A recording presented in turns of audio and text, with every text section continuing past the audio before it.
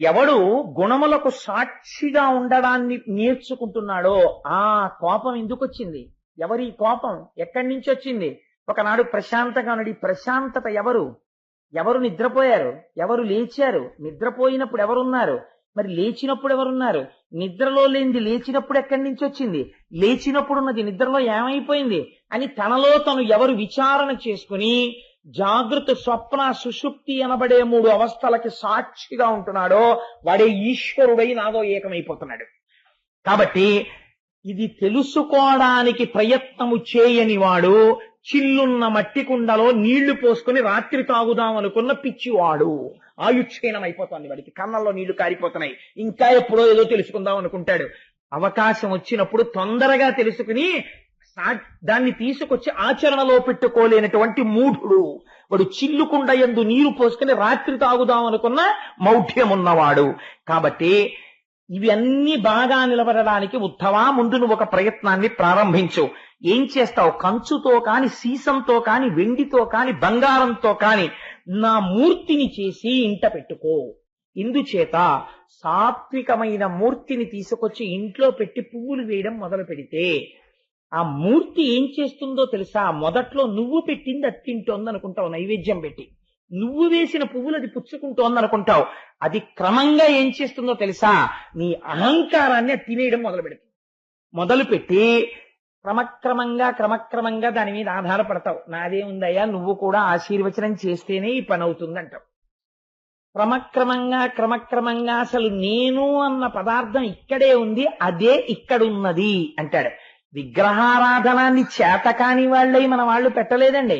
మనస్సు తొందరగా నిలబడడానికి ఏదో ఒక ఆలంబనం దొరకాలి కాబట్టి ఒక మూర్తిని పెట్టారు. ఒక మూర్తిని పెడితే మనస్సు లగ్నం అవుతుంది. తర్వాత ఏం చేస్తాడు? అక్కడున్న మూర్తే ఇక్కడ ఒక జ్ఞానం ఇస్తాడు. ఏమిటా జ్ఞానం? ఓరి పిచ్చాడా, నీ పూజా మందిరంలో ఇలా పాలసముద్రంలో పడుకున్నట్టుగా నన్ను పెట్టుకుని పూజ చేస్తున్నావే, అలా ప్రతి జీవి గుండెల్లో నేను ఇలా పడుకునున్నాను. నేను ఇప్పుడు ఎక్కడ లేను, అంతటా నేనే అయి ఉన్నాను. అంతర్బహిష్ట తత్సర్వం వ్యాప్య నారాయణ స్థిత. ఎక్కడ చూసినా ఇలా పాలసముద్రంలో పడుకున్న నారాయణుడే సభాస్వరూపముగా సదాశివుడు నిండిపోయి కనపడుతున్నాడు.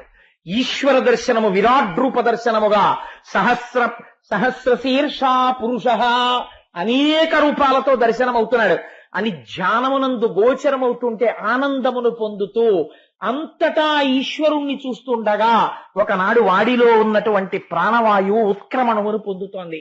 వాడు నన్నే చూస్తూ వెళ్ళిపోయాడు కాబట్టి నాయందే చేరిపోతున్నాడు. కాబట్టి శ్రీమద్భాగవతంలో కృష్ణ భగవానుడు ప్రతి ఘట్టంలోనూ కూడా ఆయన చేసినటువంటి లీలల చేత లోకమునంతటినీ తరింప చెయ్యడం కోసమని, మనకందరికీ కూడా ఒక పాఠాన్ని నేర్పడం కోసమని, మనం పరమేశ్వరుణ్ణి చేరుకోవలసినటువంటి మార్గాన్ని సుగమం చెయ్యడం కోసమని, మనం అందరం కూడా ప్రాకృతికమైన శరీరముతో వచ్చి కర్మ ఫలితమును అనుభవించడం కోసమని చెప్పి పొందేటటువంటి కష్టనష్టముల వంటివి కాకుండా హేళగా కొన్ని లీలలు చేసి వాటిని ఆంతరమునందు జ్ఞానమును ప్రతిపాదించి మనస్సుకు ఒక ఆలంబనం మనం ఇవ్వకపోతే అది ఎప్పుడూ కూడా సరి అయినటువంటి ఆలంబన పట్టుకోకుండా విషయ సుఖముల వైపు మన్ని తిప్పుతుంది. కాబట్టి ఒకవేళ ఆ జ్ఞానమునకు సంబంధించిన విషయము అవగతము కాకపోయినా బాహ్యమునందు లీల సంతోషంగా విని కృష్ణ పరమాత్మని మనసులో నిలబెట్టుకున్నా కూడా ఆ వస్తువు యొక్క స్వరూపం అటువంటిది కాబట్టి అది భక్తి వైపు నడిపించగలిగినటువంటి విధానాన్ని భాగవతమునందు ఆవిష్కరించారు. నేను భాగవతం అంతటినీ పూర్తి చేశానని కాదు, భాగవతంలో ఉన్న విషయాలన్నీ చెప్పానని కాదు. భాగవతము తెలిసి పలుకుట కష్టంబు శూలికైన దమ్మి చూలికైన విభుత జనుల వలన వినినంత కనినంత తెలియవచ్చినంత తేటపరుతు. 42 రోజుల్లో జీవితాన్ని సార్థకత చేసుకోవడానికి కొంత భాగాన్ని ప్రవచనం చేసేటటువంటి ప్రయత్నాన్ని చేశానంతే. ఇవాల్టి రోజు మీకు కృష్ణ పరమాత్మ యొక్క లీలలలో ఒక విశేషమైనటువంటి ఘట్టాన్ని వివరణ చేసే ప్రయత్నం చేస్తాను. ఎందుకంటే ఈ సంవత్సరం జరుగుతున్నటువంటి 42 రోజుల ప్రసంగాల్లో భాగవత ప్రవచనానికి సంబంధించి చిట్ట చివరి రోజు ప్రసంగం కాబట్టి ఇవాళ నేను ఆ లీలని ఆవిష్కరించే ప్రయత్నం చేస్తాను. చేసి ఆయన యొక్క అవతార పరిసమాప్తి భాగవతంలో చిట్ట చివర దేనిని గూర్చి అవతార పరిసమాప్తి సమయంలో చేసేటటువంటి ప్రసంగం ఏది ఉంటుందో అదే ఆ అవతార ప్రయోజనములకు సంబంధించినటువంటి సారాంశం అంతా ఉంటుంది. ఉద్ధవుడితో మాట్లాడతాడు కృష్ణ భగవానుడు. దాన్ని తర్వాత మీకు విజ్ఞాపన చేస్తాను. పూర్వం కృష్ణ భగవానుడు ద్వారకా నగరాన్ని పరిపాలిస్తున్నటువంటి రోజులలో ఒక బ్రాహ్మణుడు తన భార్య యందు ఒక కుమారుణ్ణి కన్నాడు. కానీ ఆ పిల్లవాడు పుట్టగానే మరణించాడు. ఆ పిల్లవాడిని తీసుకుని వచ్చి రాజద్వారం దగ్గర పడుకోబెట్టి, నేను ఏ పాపము ఎరుగని వాడను, ధర్మబద్ధమైనటువంటి నడువడి ఉన్నవాడను, అయినా సరే నా కుమారుడు మరణించాడంటే దేశానికి ఆధిపత్యం వహించినటువంటి రాజు యొక్క దోషము వలన ఇటువంటి పని జరిగి ఉండాలి, కాబట్టి రాజుకి ధర్మబద్ధమైన నడువడి లేదు అని ఉగ్రసేనుణ్ణి నింద చేసి ఆ శవాన్ని అక్కడ విడిచిపెట్టి కొంతసేపు తల కొట్టుకుని ఏడ్చి ఆ పిల్లవాడి శవాన్ని తీసుకుని వెళ్ళిపోయాడు. మళ్ళీ కొంతకాలం పోయిన తర్వాత ఇంకో కొడుకు పుట్టాడు. ఆ పిల్లవాడు కూడా పుట్టగానే మరణించాడు. మళ్ళీ ఆ పిల్లవాడిని తీసుకొచ్చాడు, రాజద్వారం దగ్గర పడుకోబెట్టాడు, ఏడ్చాడు, పిల్లవాడిని తీసుకున్నాడు, వెళ్ళిపోయాడు. ఇలా 80 కుమారులు కలిగారు. 80 పుట్టగానే మరణించేవారు. 80 శవాల్ని తీసుకొచ్చి రాజద్వారం దగ్గర పడుకోబెట్టి ఏడ్చి వెళ్ళిపోయేవాడు. అన్నిసార్లు కృష్ణుడు వింటున్నాడు, ఆయన ఏమీ మాట్లాడు. 8వసారి రాజుని నింద చేస్తుండగా అర్జునుడు ద్వారకానగరంలో ఉన్నాడు. ఈ బ్రాహ్మణుడు నాకు పుట్టినటువంటి బిడ్డలందరూ కేవలం రాజు యొక్క అధర్మము వల్లే మడిచిపోతున్నారని ఏడుస్తున్న సమయంలో అర్జునుడు చూసి ఒక మాట అన్నాడు. ఈపగిది నీవు వగవన్ వాపోవగ చూచి అకట వారింపంగా ఓపిన విలుకాడొక్కండీపురి లేడయ్యనయ్య ఇది పాపమగున్ అన్నాడు.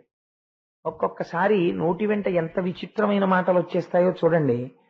తను ధనుర్విద్యాపారంగతుడు, చేత గాంధీవం పట్టుకుని శత్రుమూకలను దునుమాడగలిగినటువంటి శక్తి సామర్థ్యములు ఉన్నవాడు అర్జునుడు. అందుచేత ఆయన అన్నాడు, నువ్వు బ్రాహ్మణుడవు, నీ ఏడుపుని బట్టి నాకు అర్థమవుతోంది ఏమిటంటే నీకు 80 కొడుకులు ఇప్పటికి మరణించారు. 80 కొడుకులు పుట్టగానే మరణించి నువ్వు రాజద్వారం దగ్గర కూర్చుని ఏడుస్తుంటే నీ ఏడుపు పట్టించుకున్నవాడు ఈ ఊళ్ళో లేడు. నీ ఏడుపు నుంచి నిన్ను ఉద్ధరించి నీకు పుత్రశోకము కలగకుండా చేయగలిగినటువంటి విలుకాడు ఈ ఊళ్ళో లేడా? ఎంత ఎవరున్న ఊళ్ళో అడుగుతున్నాడు ఈ ప్రశ్న? కృష్ణ భగవానుడున్న ఊళ్ళో. అంటే ఒక్కొక్కసారి ఎటువంటి భావనలు మనస్సులోంచి వస్తాయో చూడండి. తాను విలుకాడనన్నటువంటి అతిశయము చేత ఈ మాట వచ్చింది. వస్తే ఆ బ్రాహ్మణుడు అన్నాడు, మాకిక్కడ కృష్ణుడున్నాడు, అనిరుద్ధుడున్నాడు, ప్రద్యుమ్నుడున్నాడు, బలదేవుడున్నాడు, ఉగ్రసేనుడున్నాడు, ఇటువంటి వాళ్లే రక్షించలేకపోయారే, నువ్వెవరవయ్యా ఇన్ని మాటలాడావు అన్నాడు. అంటే ఆయన అన్నాడు, అర్జునుడు కోపం వచ్చింది, వీళ్ళందరి పేర్లు ఇంత గొప్పగా చెప్తున్నావు, వీళ్ళెవరైనా రక్షించారా? నీ కొడుకునిచ్చారా? నేనెవరినో తెలుసా? బలుడంగాను, నేను బలరాముణ్ణి కాను, మురాసురాంతకుడగాను, ప్రద్యుమ్నుండకాను, నే తెలియం తత్తనయుండగానని విరుద్ధ వ్రాతమున్ భీషణోజ్వల గాంధీవ ధనుర్విముక్త నిశితాస్త్ర శ్రేణిచే పీన్గుం పెంటలు కావించు పరక్రమ ప్రకీలు చండ స్ఫూర్తినే పార్థుండన్ అన్నాడు. నేను బలదేవుణ్ణి కాను, మురాసురాంతకుడ కాను, నేను మురారిని కాను, అంటే మురా అనబడేటటువంటి రాక్షసుణ్ణి సంహరించిన వాళ్ళను కాను, కాబట్టి నేను కృష్ణ భగవానుణ్ణి కాను. ప్రద్యుమ్నుండ కాను, నేను ప్రద్యుమ్నుండి కాను. నే తెలియంత తనయుండ కాను, తత్తనయుడు అంటే ప్రద్యుమ్నుడి కొడుకు, అనిరుద్ధుణ్ణి కాను.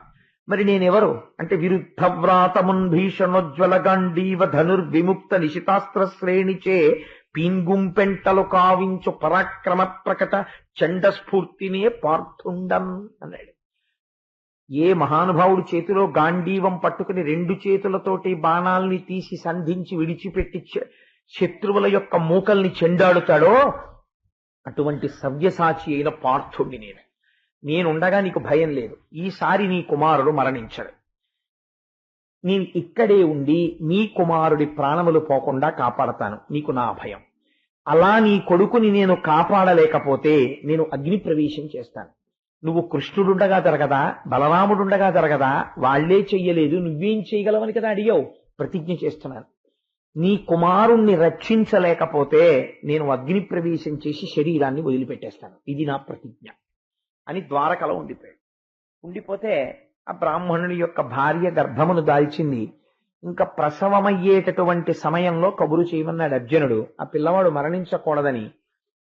ఇంకా ప్రసవ వేదన ప్రారంభం అవుతోందనగా అర్జునుడికి కబురు చేశారు. ఆయన స్నానం చేసి శుచి అయి ఒక పవిత్రమైన ప్రదేశమునందు వెళ్లి నిలబడి పరమశివుణ్ణి ఒక్కసారి తలుచుకొని నమస్కారం చేసి, ఆయన వలన పాశుపతాస్త్రమును పొందినవాడు కనుక అక్షయ బాణ తూణీరములను 2 భుజములకు కట్టుకుని శరవేగంతో ఆ బాణ పరంపర ప్రయోగం చేశాడు. ప్రసూతి గృహం చుట్టూ ఎటువంటి మంత్రపూరితమైనటువంటి బాణములతో పరంజా అల్లాడంటే అందులోకి సూక్ష్మమైన అణువు ప్రవేశించలేదు, అందులోంచి ఒక అణువు బయటికి వెళ్ళలేదు. కాబట్టి ఇప్పుడు మృత్యుదేవత ఎటు నుంచి వస్తుంది, ఎలా పిల్లవాడి ప్రాణాలు తీసుకెళ్తుంది, తీసుకెళ్ళడానికి వీల్లేదు. కాబట్టి నేను బాణాలతో కట్టేశాను. నేను అటువంటి విలుకాడనటువంటి రక్షణ కవచాన్ని దుర్భేద్యముగా నిర్మాణము చేశాను. లోపల ఒక పిల్లవాడి యొక్క క్యారమన్న ఏడుపు వినపడింది. ప్రసవం అయింది కాబట్టి బిడ్డడు జన్మించాడు అనుకున్నారు. పుట్టిన బిడ్డడు చనిపోయాడు అని ఏడుపులు వినపడ్డాయి. ఆశ్చర్యపోయి అర్జునుడు ఏడి పిల్లవాడు అని లోపలికి వెళ్ళాడు. 8 సార్లు పిల్లాడు చచ్చిపోయాడు, ఇప్పుడు చచ్చిపోయిన పిల్లాడు కూడా మాయమైపోయాడు. ఎలాంటి చోటు నుంచి? అర్జునుడి చేత నిర్మింపబడిన దుర్భేద్యమైన బాణకవచమున్న చోటు నుంచి ఈసారి శరీరం కూడా అదృశ్యమైపోయింది. ఇప్పుడు ఏమన్నాడు అర్జునుడు? నేను ఆ పిల్లవాడిని రక్షించకపోతే అగ్ని ప్రవేశం చేస్తానన్నాడు. అంతమంది వీరుల్ని తెగతార్చాను, ఒక పిల్లాన్ని రక్షించడం నాకు లెక్క అనుకున్నాడు. కాబట్టి ఇప్పుడు తెలుసున్నది ఏమిటి? ప్రాణములను తీసుకెళ్లేటటువంటిది ఎవరు చేస్తారా డ్యూటీ? యమధర్మరాజు గారు చేస్తారు. కాబట్టి ఎవరి దగ్గరికి వెళ్ళాలి పిల్లాడి ప్రాణాల కోసం? యమధర్మరాజు గారి దగ్గరికి వెళ్ళాలి. అందుకని వెంటనే తన యోగశక్తి చేత బయలుదేరి యమలోకానికి వెళ్ళి ఆ పిల్లవాడిని తీసుకొచ్చి అక్కడ పెట్టావు. ఏ పిల్లవాడు అని అడిగాడు యమధర్మరాజు. బ్రాహ్మణ కుమారుణ్ణి ఇప్పుడు తీసుకొచ్చారు కదా అన్నాడు. నే తీసుకురాలేదు. ఆయన ధర్మరాజు, ఆయన అబద్ధం అంటాం, తన పని తాను చేసుకుపోతాడు. మనం నమ్మగలిగింది ప్రత్యక్ష సత్యం ఆయన విషయంలో రోజు చూస్తూనే ఉంటాం. కాబట్టి నేను తీసుకురాలేదు ఆ పిల్లవాడిని, నేను చంపలేదు. ఆ పిల్లవాడినే కాదు, నేను అసలు ఆ బ్రాహ్మణుడి పిల్లలు ఎవరిని నేను చంపలేదండి. ఆశ్చర్యపోయాడు అర్జునుడు. అక్కడి నుంచి దిక్పాలకుల యొక్క లోకములన్నింటికీ వెళ్ళాడు. అన్ని లోకాలలో వెతికాడు. బ్రాహ్మణ కుమారుణ్ణి ఎవరు తీసుకొచ్చారు? నిజం చెప్పండి, చేత గాంధీవము పట్టుకున్న పార్థుడను. అబద్ధం ఆడితే అంగీకరించాను. గడగడలాడిపోయారు. మహాప్రభో మేము తీసుకురాలేదు, మాకు తెలియదా పిల్లవాడి సంగతి. అన్ని చోట్ల తిరిగేశాడు, పిల్లవాడు కనపడలేదు. ఇప్పుడు తలవాల్చుకుని మళ్ళీ భూలోకానికి వచ్చాడు. ద్వారకానగరం దగ్గరికి వచ్చాడు. ఈ బ్రాహ్మణుడి కోసం అని చూస్తుంటే ఆయన కృష్ణుడి మందిరం దగ్గర ఉన్నాడు. ఆయన అన్నాడు, ఆ బ్రాహ్మణుడు, ఎక్కడి పండుతనూభవుండెక్కడి విలుకాడు, వీనికెక్కడి సత్వం వెక్కడి గాంధీవము, తనకెక్కడి దివ్యాస్త్ర సమితి యమనవచ్చు అన్నాడు. వీడు పార్థుట్ట, ఓ గాంధీవంట, అక్షయ బాణ తూణీరాల్ట, మంత్రపూరితమైన బాణాల్ట, నా కొడుకుని రక్షిస్తాట. ఇన్ని చేశాడు. పిల్లాడు మాయమైపోయాడు. నేను పట్టుకొస్తానని వెళ్ళాడు. అదిగో దిగాలు మొహం వేసుకొస్తున్నాడు. నేను ముందే చెప్పాను, ఇక్కడ బలదేవుడున్నాడు, కృష్ణుడున్నాడు, ప్రద్యుమ్నుడున్నాడు, అనిరుద్ధుడున్నాడు, వాళ్ళు చెయ్యని పని నువ్వెక్కడ చేస్తావన్నాను. గాంధీవం చూపించాడు, 2 తూణీరాలు చూపించాడు, బాణాలు చూపించాడు. చూపించి నేను ఎందుకు చెయ్యలేను, నా పాటి విలుకాళ్ళు ఈ ఊళ్ళో లేరా అన్నాడు. అదిగో వస్తున్నాడు, ఏం చేస్తున్నాడు అన్నాడు. ఈ మాట విని బ్రాహ్మణుడికి ఇచ్చినటువంటి మాట నిలబెట్టుకోలేకపోయాడు. పైగా క్షత్రియుడై ఇంతమంది మధ్యలో అధిక్షేపించబడ్డాడు. ఇంక ఈ బ్రతుకెందుకు, నేను జీవించకూడదు అనుకున్నాడు. వెంటనే చితి పేర్పించుకొని అగ్నిహోత్రుణ్ణి ప్రార్థన చేసి చితిలో ప్రవేశిస్తుంటే అప్పుడు వచ్చాడు కృష్ణ పరమాత్మ. ఆయన బాగా పక్వంలో పడితే కానీ మాట్లాడ్డా ఎప్పుడు. అందుకని వచ్చి చెయ్యి పట్టుకుని, బావా ఏమిటి ప్రవేశం, అగ్ని ప్రవేశం అన్నాడు. అంటే నా మాట నిలబెట్టుకోలేకపోయాను కదా బావా, అందుకని ప్రతిజ్ఞా పరిపాలనం కోసం అగ్నిలో ప్రవేశిస్తున్నాను. అంత పని ఎందుకు చేస్తావు, కానీ ఆ పిల్లలు ఎక్కడున్నారో నేను చూపిస్తాను రా, రథం ఎక్కన్నాడు అని కృష్ణ పరమాత్మ యొక్క రథాన్ని కృష్ణార్జునులు అధిరోహించారు. అర్జునుడంటే ఎటువంటి వాడండి? యుద్ధరంగంలో బాణప్రయోగం చేస్తుంటే కనీసంలో కనీసం ఒక రోజు ఆయన యుద్ధానికి వెళ్ళాడంటే కొన్ని లక్షల వీరులని తెగటారుస్తాడు. కాబట్టి ఆయనకి భయము అన్న మాట అర్జునుడి దగ్గర ఉండదు అసలు. అటువంటి అర్జునుడు కృష్ణుడి రథము యొక్క వేగం వెళ్ళిపోతుంటే ఒక చోటికి వెళ్ళింది రథం. అది 7 సముద్రాలు దాటిపోయింది, మేరు పర్వతాన్ని దాటిపోయింది, దాటిపోయి వెళ్ళిపోయింది. గాఢాంధకారం, ఎంత చీకటంటే ఆ చీకటికి అర్జునుడికి భయం వేసింది. బావా ఏమిటి చీకటి అన్నాడు. ఇదే పోతన గారు గజేంద్ర మోక్షంలో చెప్తారు. లోకంబులు లోకేశులు లోకస్తులు తెగిన తుది అలోకంబగు పెంజీకటి కావల యవ్వండేకాకృతి వెలుగు అతని నే సేవింతున్. ఈ లోకములు లోకేశులు లోకస్తులు అందరూ వెళ్ళిపోయిన తర్వాత, మహాప్రళయం అయిపోయిన తర్వాత గాఢాంధకారం అలువుకునుంటే ఆ గాఢాంధకారమునకు అవతల ఒక తేజోమూర్తి వెలుగుతున్నాడు. నతత్ర సూర్యో భాతి న చంద్రతారకం నేమా విద్యుతో భాతి కుతోయమగ్ని తమేవ భాంతమనుభాతి సర్వం తస్య భాషా సర్వమిదం విభాతి. ఏ మహానుభావుడి దగ్గర ఇంకా సూర్యచంద్రుల యొక్క ప్రకాశం అవసరం ఉండదో, కానీ కోటి సూర్యుల పగిది వెలిగిపోతుంటాడో అలాంటి వాడు అక్కడ ఉంటాడు. వాడు ఈ బ్రహ్మాండములను నిర్వహిస్తుంటాడు. ఈ చీకటిలో రథం వెళ్ళలేక కృష్ణ భగవానుని యొక్క గుర్రములు కూడా డస్సిపోయి నిలబడిపోయి రథం ఆగిపోయింది. ఈ గాఢాంధకారం ఏమిటి బావా, భయం వేస్తోంది, అసలు ఎక్కడికి వెళ్ళాలి మనం అని అడిగాడు అర్జునుడు. నువ్వు భయపడకని సుదర్శన చక్రాన్ని స్మరించి విడిచిపెట్టాడు కృష్ణ భగవానుడు. అది ఆ చీకట్లో ప్రయాణం చేస్తూ సహస్ర సూర్యుల పగిది వెలుతురు సృష్టించింది. ముందు సుదర్శనం నడుస్తుంటే వెనక కృష్ణ పరమాత్మ రథం వెడుతోంది. ఈ రథంలో కూర్చున్నటువంటి అర్జునుడు సుదర్శనాన్ని అనుసరిస్తూ వెళ్ళాడు. చాలా దూరం వెళ్ళిపోయిన తరువాత కోటి సూర్యులు ఒక్కసారి ప్రకాశిస్తున్నారేమో అన్నంత తేజోమండలం కనపడింది. అపారమైన మనశ్శాంతి కలిగింది. పాల సముద్రంలో తెల్లగా ఉన్నటువంటి ఆదిశేషుడు అనంతుడు నల్లని వస్త్రములు కట్టుకుని ఉంటే ఆ ఆదిశేషుడి మీద హేళగా పడుకొని తన కుడి చేతిని ఇలా శిరస్సు కింద పెట్టుకుని పడుకుంటే ఆదిలక్ష్మి పాదములొత్తుతోంది. అటువంటి స్వరూపాన్ని కృష్ణార్జునుడు దర్శనం చేశారు. సజల మానాంబుద శ్యామాయమానాంగు ఆశ్రితావనముదితాంతరంగు సనకాది యోగి హృద్వనజమ మదాళీంద్రు ముఖపద్మ రుచిజిత పూర్ణచంద్రు కమనీయ నిఖిల జగద్ధిత చారిత్రు ప్రత్యూష సంపుల్ల పద్మనేత్రు ఇందిరా హృదయార విందారుణోల్లాసు శ్రీకర పీత కౌశేయవాసు హారకుండల కటక కేయూర మకుట కంకణంగదమణి ముద్రికా వినూత్న రత్న నూపుర కాంచీ విరాజమాను భవ మహార్ణవశోషు సద్భక్తపోషు.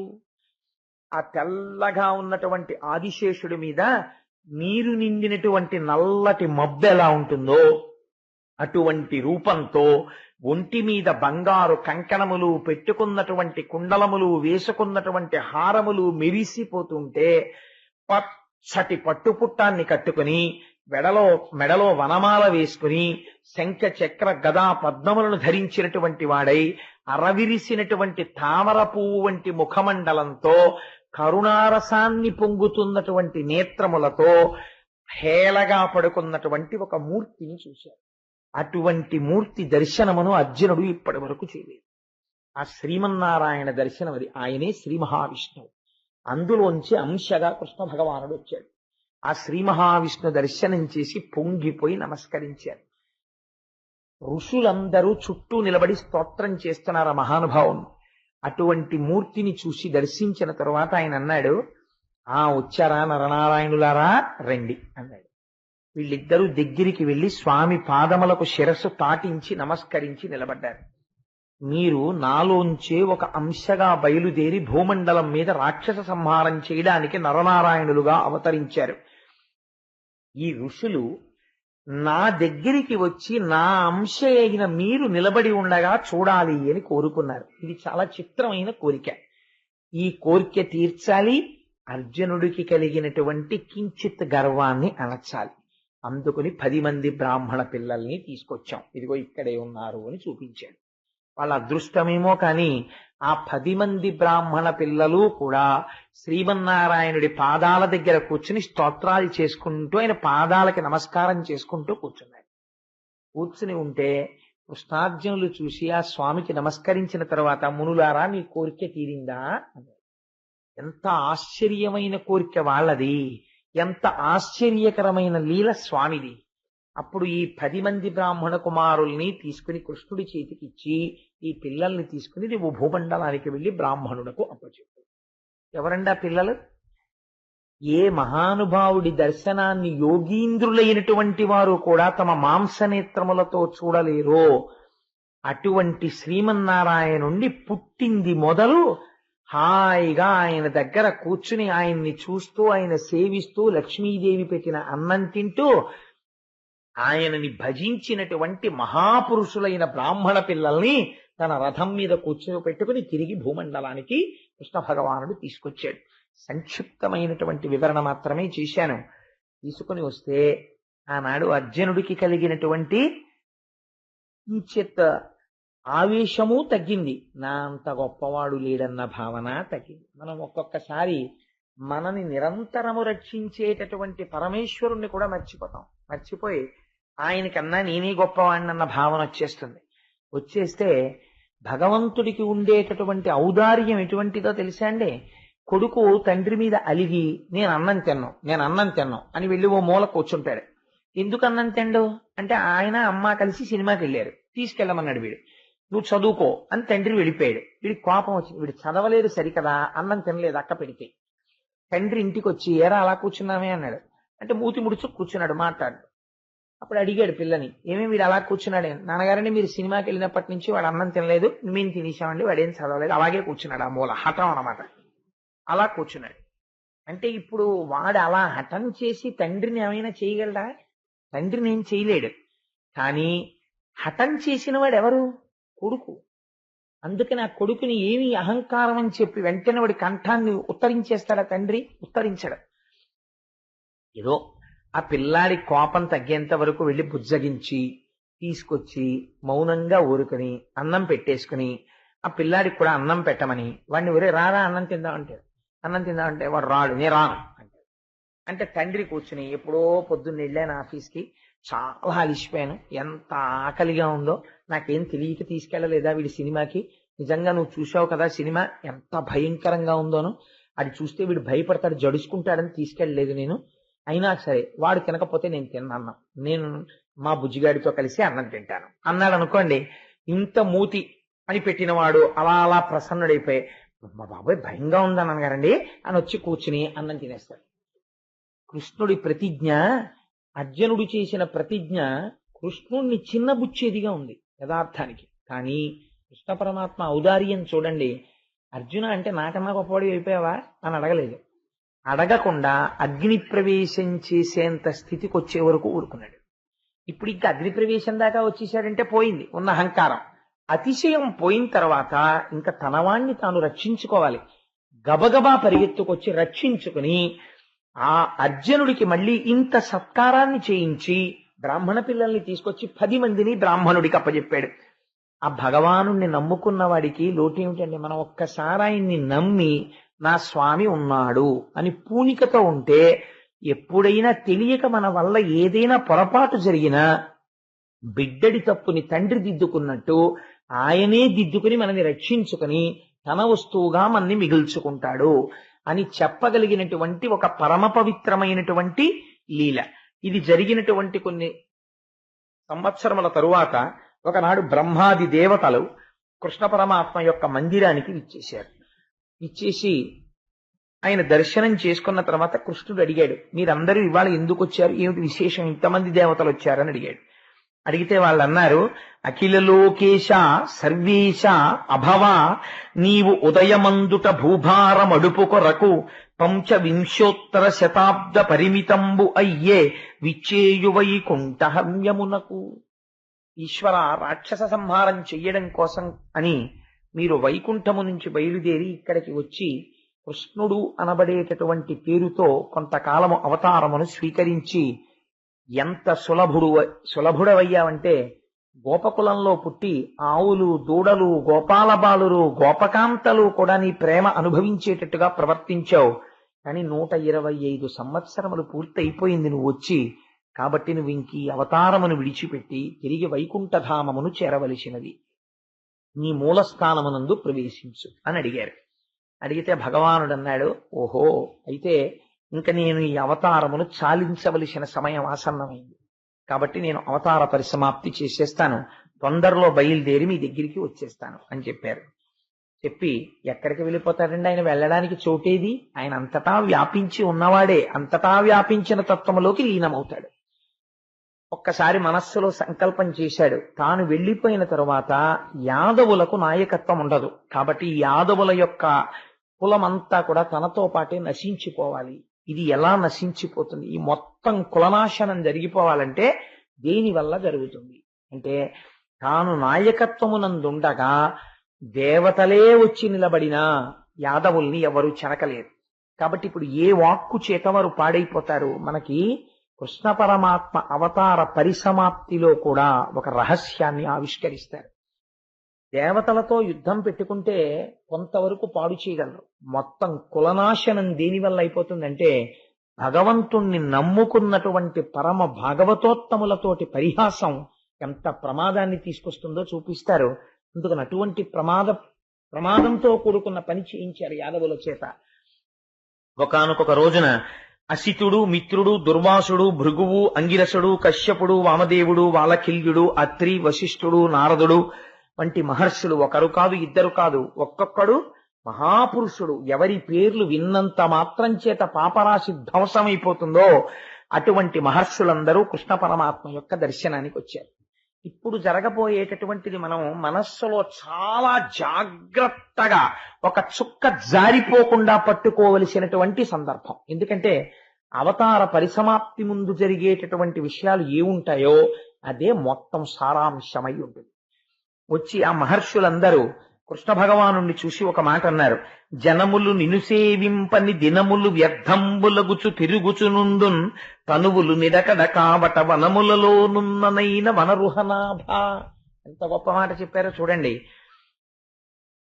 నిన్ను సేవించనటువంటి రోజు జీవితంలో ఏది ఉన్నదో ఆ రోజు నిరర్థకమైపోయినట్టే. నేను మీకు ఒక్క విషయం విజ్ఞాపన చేస్తాను. మనం నిజంగా మనుష్య శరీరాన్ని పొందడానికి ఎన్ని కోట్ల జన్మలలో ఎన్ని కష్టాలు పడిన తరువాత ఈ స్థితికి వచ్చామో మీరు ఎప్పుడైనా జీవుని యొక్క యాత్ర గురించి చదివితే ఎంత భయమేస్తుందో నిజంగా. అయ్య బాబోయ్, ఇన్ని కష్టాలు పడ్డామా మనం అనిపిస్తుంది. శ్లేష్మ మీద వాలేటటువంటి ఈగతో మొదలుపెట్టి పాషాణము నుండి బయలుదేరి ఇన్ని కష్టాలు, ఇన్ని జన్మలో, ఒక్కొక్క జన్మ ఉచ్చులో పడి మరణించే జన్మ. కొన్ని కోట్ల జన్మలు అలా వెళ్ళిపోయి ఉచ్చు పన్నుతారు. ఏదో తన భార్య కోసమో పిల్లడి కోసమో అలా పరిగెడుతుంటుంది జింక, ఓ ఉచ్చుకు తగులుకుంటుంది అంతే. అందరూ చూస్తుండగా దాని కంఠాన్ని కోసేస్తారు. కోసేస్తే చచ్చిపోతుంది. ఒక్కొక్క జన్మ కేవలం దాని దంతాలకు విలువ వస్తుందని దాన్ని పడగొట్టి దాని దంతాలు ఊడబెరికేస్తారు. ఒక్కొక్క జన్మ మనం పేపర్లలో చదువుతున్నాం. ఒకసారి పేపర్లో వచ్చింది, మీకు జ్ఞాపకం ఉండే ఉంటుంది. ఒక జూలాజికల్ పార్క్ లో మత్తు ఇంజెక్షన్లు ప్రయోగం చేసి ఒక చిరుతపులిని, సాఖి ఇఫ్ ఐఎమ్ కరెక్ట్, ఆ చిరుతపులి పిల్లని బయటికి తీసుకెళ్లి దాని అరుపులు వినపడకుండా అది మత్తులో ఉండగా దాన్ని చంపేసి దాని తోలు ఒలిచేసి అమ్మేశారు. ఇన్ని జన్మలు ఎంత బాధాకరంగా వెళ్ళిపోయాయో. పైన కర్ర మీద పెట్టి కొట్టేస్తుంటారు, కింద దేని మీద చెయ్యి పెట్టి తీస్తే దొరికితే అది పైన పెట్టి కంఠం నరకబడుతుంది, కింద అవన్నీ గింజలు తింటుంటాయి. ఎంత అమాయకపు జన్మండి. దేవీ నవరాత్రులకు ముందు అనేక మేకలు, గొర్రెలు తీసుకెళ్లి గడ్డి తినిపిస్తారు. తినిపిస్తే ఆ గొర్రెలు, మేకలు గడ్డి తినొస్తే సాయంకాలం ఇంటికి వచ్చాక అవి మేపేవారు.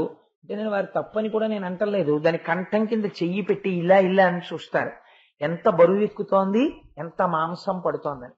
ఆయన ఇలా అంటుంటే ఆ మేక సంతోషంగా అలా తలెత్తుతుంది. ఎంత ఔదార్యమూర్తో, ఇంత గడ్డి పెట్టి ఇలా అంటున్నాడు, ఎంత బలిసింది, నాకు ఎంత మాంసం వస్తుందని ఆయన చూసుకుంటుంది. ఇలా ఎన్ని జన్మలు వెళ్ళిపోయాయో, ఇన్నిసార్లు బలవన్మరణాలు, చాలా జన్మలలో ఎత్తిన ప్రతి జన్మలో భయంకరంగా చచ్చిపోవడం. ఏ జన్మలో ఈశ్వరార్చన చేసుకునేటటువంటి అవకాశము ఉండదు. ఒక కుక్కగా ఉన్నాడు, భాగవతం వినగలడా? ఒక నక్కగా ఉన్నాడు, ఊళ్ళోకి రాగలడా? ఒక ముంగిసగా ఉన్నాడు, ఈశ్వర ఆలయంలోకి చేరగలడా? భాగవతం వినడానికి అర్హత కలిగిన జన్మ ఏది? మనుష్య జన్మ ఒక్కటే. గోవింద అని 11 మాటలు అనగలిగిన జన్మేది? ఒక్క మనుష్య జన్మ. రేపు పీఠాధిపతులు వస్తారు, మీరు చూద్దురు గాని ఎంత గమ్మత్తుగా ఉంటుందో. శ్రీచక్రార్చన ప్రారంభం నుంచే పీఠాధిపతులు ఆ పుష్ప పాత్రలోంచి పుష్పాన్ని ముద్రతో పట్టుకుంటారు. ఇలా వేళ్లతో పట్టుకుని తిప్పుతారు చేతిని ముద్రకి. తిప్పితే మనకైతే చటుక్కుని కింద పడిపోతుంది. ఆ పువ్వు తిప్పడంలో పడకుండా తిరుగుతుంది. తిరిగినప్పుడు బిందు తర్పణ సంతుష్ట అని అమ్మవారిని పిలుస్తాం. అందుకే రేపు ఆ శ్రీచక్రం వారితో వస్తుంది మేరువు. ఆ మేరువు మీద ఉన్న బిందువు కూడా కనపడేటట్టుగా అందరూ దర్శనం చేసుకునేటట్టుగా రేపు ప్రొజెక్టర్ తో బయట స్క్రీన్ మీద కూడా వేస్తాం. స్వామివారి పర్మిషన్ కూడా తీసుకున్నాం దానికి. స్వామి కాకినాడలో ఉన్న వారందరూ తరించేటట్టు మీరు చేసే అర్చన కనపడడానికి లైవ్ టెలికాస్ట్ చేస్తాం బయటికి, మీరు అంగీకరించాలని. వారు ఉదార హృదయంతో అంగీకరించారు. వారు ఆ బ్యారికేడ్ మధ్యలోంచి వస్తారు. రేపు మహాపురుష దర్శనం. ఇవి ఎన్ని ప్రాణులు చేయగలవు చెప్పండి? రేపు ఒక్క మనుష్యుడైనటువంటి వాడు మాత్రమే రేపు ఈ దర్శనం చేసుకోగలడు. అటువంటి శ్రీచక్రార్చన జరుగుతుంటే చూడగలడు. భాగవతం పూర్తయిన తర్వాత రేపు శ్రీచక్ర తీర్థం ఇస్తే శ్రీచక్ర తీర్థం ఎవరు పుచ్చుకోగలరు? ఒక పీఠాధిపతి చేసిన అర్చన తీర్థాన్ని రేపు మనం పుచ్చుకోగలం, ఇతరులు పుచ్చుకోగలరా? పుచ్చుకోలేరు.